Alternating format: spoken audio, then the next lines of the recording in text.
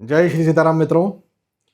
बुध 23 नवंबर को 23 नवंबर को तुला राशि में वक्री हुए थे, लेकिन अब 30 तारीख को 30 नवंबर को बुध तुला राशि में ही मार्गी हो रहे हैं। 30 नवंबर से लेकर के 6 दिसंबर तक बुध महाराज ने तुला राशि में मार्गी रहना है।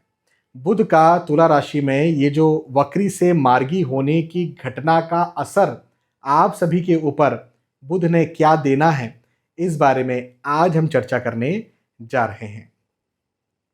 6 दिसंबर को बुध एक राशि आगे यानी वृश्चिक राशि में चले जाएंगे। उसका अलग से मैं आपको क्या आपके ऊपर असर है, क्या राशिफल है आपका, वो बताऊंगा। लेकिन आज हम सिर्फ 30 नवंबर से 6 दिसंबर वक्री से मार्गी होना बुध का क्या आपके ऊपर असर डालता है, ये बताने जा रहा हूं। तो मेष राशि से लेकर के मीन राशि तक जो भी आपकी राशि है, उस राशि के आधार पर आपको समझाता हूं। लेकिन मेरी दो बातों का ध्यान रखें। पहली बात तो ये कि यदि आप खुद का राशिफल देख रहे हैं, बहुत अच्छी बात है, लेकिन मेरा कहना यह है कि अपनों का राशिफल भी देखिए, अपनों के बारे में भी देखिए। हाँ, क्योंकि जब आप खुद के बारे में चीज़ों को संभाल लेते हैं और जब आप कई बार मैंने इस पर एग्जाम्पल भी दिया है कि कुछ लोगों ने खुद का तो देखा, अपनों का देखा और उन्हें कुछ बताया कि भाई ऐसा ऐसा ऐसा आपको करना चाहिए। उन्होंने वो चीज़ें की और उनको लाभ मिला। तो आप भी इस बात का ध्यान रखिए। अब आगे बढ़ते हैं। अच्छा, दूसरी बात क्या है? दूसरी बात यह है कि यदि आप खुद के बारे में डरे हुए हैं, यदि आप आने वाले वक्त को लेकर डरे हुए हैं, यदि आप कोई बड़ा काम करने जा रहे हैं, यदि आप कोई रिस्की काम करने जा रहे हैं या फिर कोई नया काम करने जा रहे हैं, तो आपको अपनी कुंडली का विवेचन करवाना चाहिए। लेकिन ऐसा कुछ भी नहीं है तो फिर आपको राशिफल देखना चाहिए, क्योंकि राशिफल सार्वजनिक और सामान्य स्तर पर होता है। ठीक है, अब आगे बढ़ते हैं और मेष राशि से लेकर के मीन राशि तक जो भी आपकी राशि है, उस राशि के आधार पर आपको आपका राशिफल समझाता हूं बुध के मार्गी होने की घटना के आधार पर। तो मेष राशि से शुरुआत करते हैं। मेष राशि वालों के लिए कहूँगा कि मतभेद, आर्ग्यूमेंट्स के योग मुझे आपके लिए बनते हुए नजर आते हैं। ये जो बुध महाराज है ना, तुला राशि में जाएंगे तो भाग दौड़, मेहनत, परिश्रम ज़्यादा करवाएंगे। हाँ, इस एक बात का ज़रूर ध्यान रखें। अच्छा, मेहनत से आपको लाभ भी मिलेगा, विशेष तौर पर धन के लाभ के योग मुझे आपके लिए बनते हुए नजर आते हैं। तो मेहनत से लाभ भी मिलेगा, लेकिन वहीं पर कहीं ना कहीं आर्ग्यूमेंट्स हो मत, कई कई बार होता है कि हम चिंता कर रहे हैं, हम तनाव कर रहे हैं, तो घर परिवार में आर्ग्यूमेंट्स या मतभेद पैदा हो जाते हैं। हाँ, हम जल्दी से चिढ़ जाते हैं, तो ऐसी स्थितियां पैदा हो सकती हैं, इसका ज़रा आप ध्यान रखें। लेकिन यदि हम वहीं पर धन, कैरियर, पैसा, पढ़ाई लिखाई, मतलब आपके काम के दृष्टिकोण से बात करें तो इसमें सफलता है। मेष राशि के बाद में वृषभ राशि के बारे में बात करते हैं। वृषभ राशि वालों के लिए कहूँगा कि खर्चे ज़्यादा होंगे।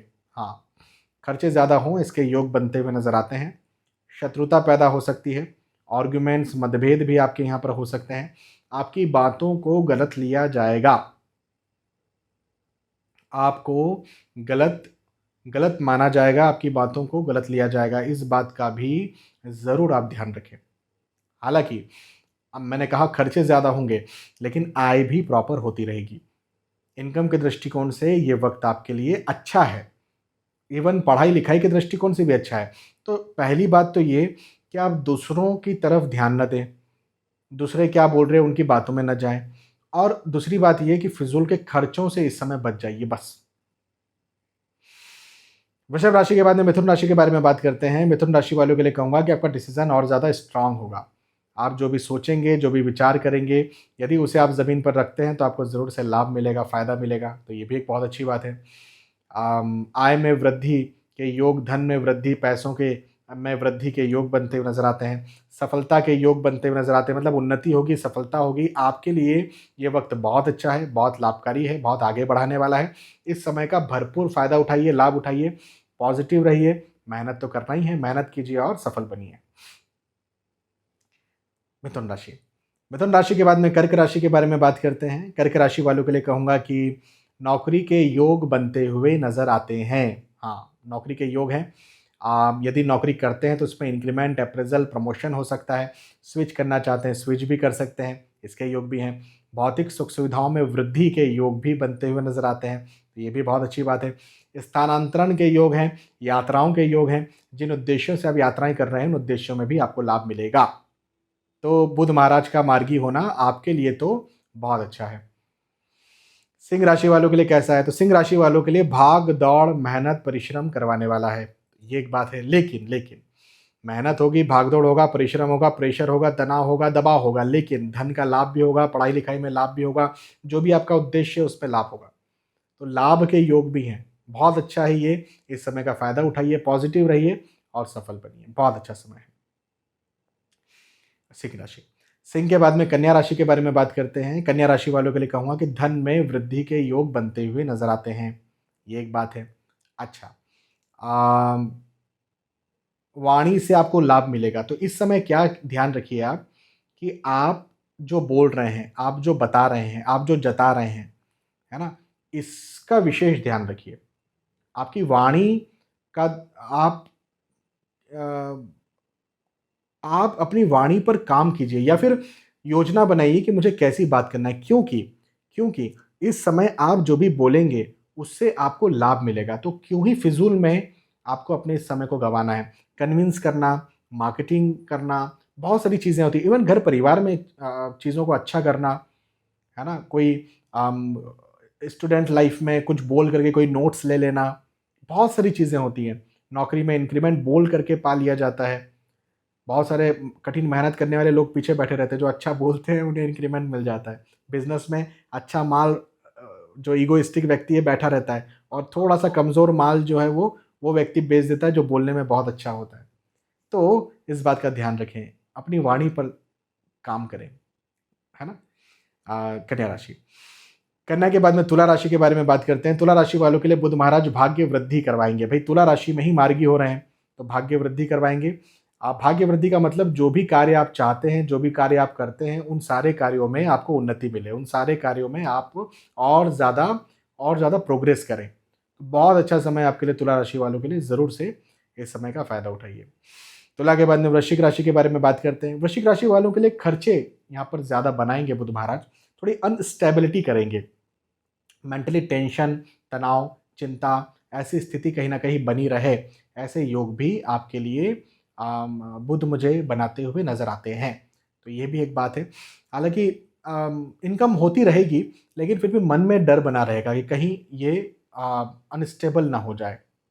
थोड़ा थोड़ा सलाह लेकर के काम करें, बिना सलाह लिए काम ना करें।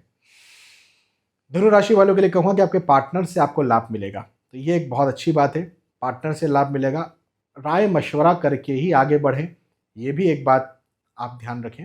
और मैं ये भी आपसे कहूँगा कि इस समय की गई मेहनत हो सकता है इस समय आपको फल ना दे, लेकिन आने वाले वक्त में फल दे देगी।